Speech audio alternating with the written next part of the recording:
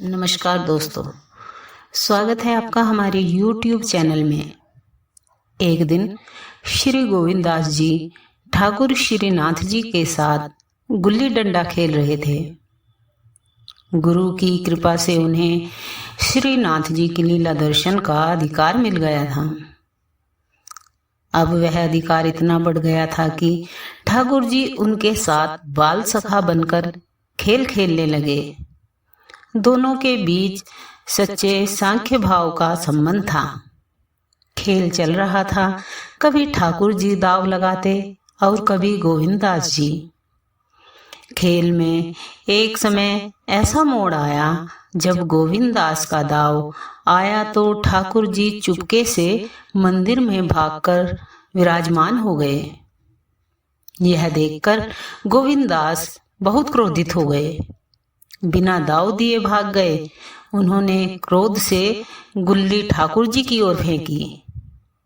ठाकुर जी तो मूर्त रूप में विराजमान थे, पर पुजारी जी ने समय रहते गुल्ली रोक ली।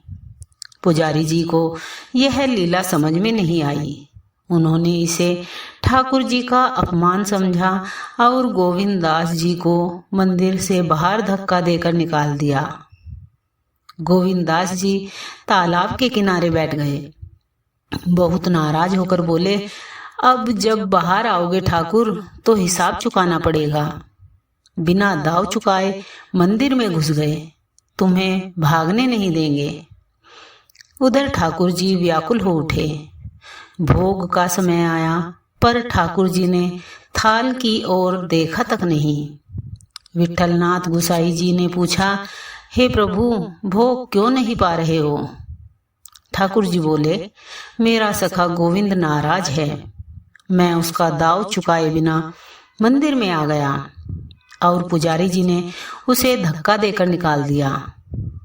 अब वह मंदिर के बाहर बैठा है। जब मैं निकलूंगा तो मुझे वह पीटेगा। मैं उसे बिना मनाए भोग नहीं पा सकता। आप उसे मना लाइए। गुसाई जी बोले, तो त्याग दीजिए उसे ठाकुर जी। ठाकुर जी बोले, नहीं, मैं उसी के साथ खेलूंगा।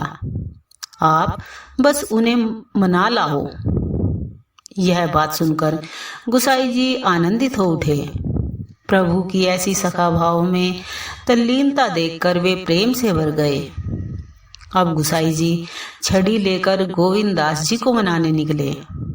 गोविंद दास जी बाहर तालाब के पास बैठे हुए थे और पद गा रहे थे।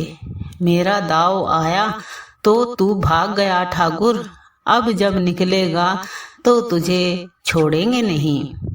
गुसाई जी को छड़ी लिए आया देखकर गोविंद दास जी डर गए और बोले, अब तो गुरु भी पिटवाने आ गए।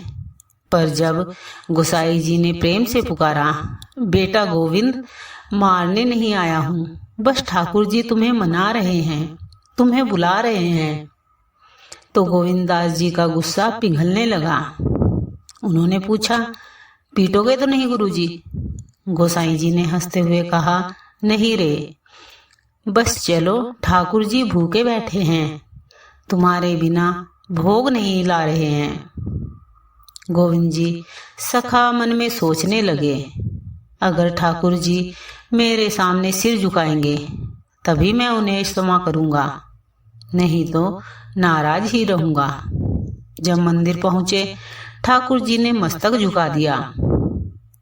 सखा भाव से ओतप्रोत गोविंद जी मुस्कुराए और बोले, अब तुम्हें नहीं पीटेंगे ठाकुर जी। ठाकुर जी ने इतना सुनकर प्रसाद पाया। गोविंद सखा को संतोष मिला और लीला प्रेम के सबसे सुंदर रूप में पूर्ण हुई। बोलिए श्री कृष्ण बिहारी लाल की जय।